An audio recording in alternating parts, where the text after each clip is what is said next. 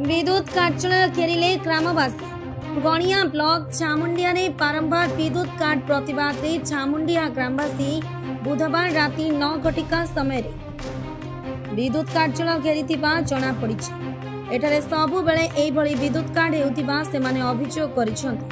कार्यालय रे पहुंचिबा बेले सेठारे जणे मात्र कर्मचारी उपस्थित थिले। बारंबार विद्युत काट संपर्क रे से किछि कहि पारि नथिले। पिलामानंक पाठ पढ़ाठू आरंभ करी बैंक पंचायत रे एई भली विद्युत काट जोगु नाना समस्या उपजी।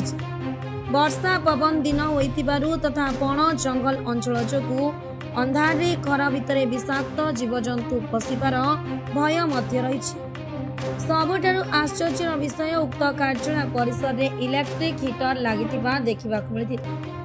तेरे पार्टी तुंड होहला परे विद्युत स्वाभाविक होइतिबा जणा पड़िछि।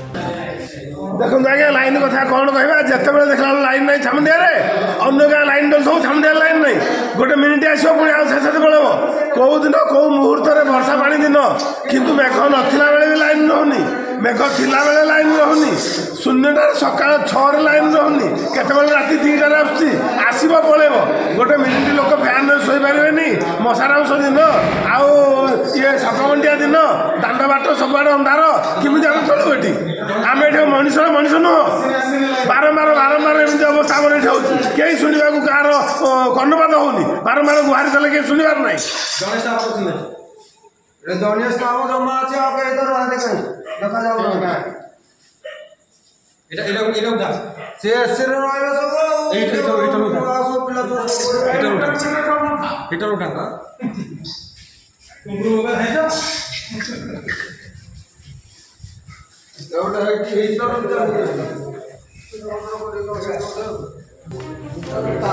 नयागढ़ बाबुला मिश्र रिपोर्ट साई सत्य न्यूज।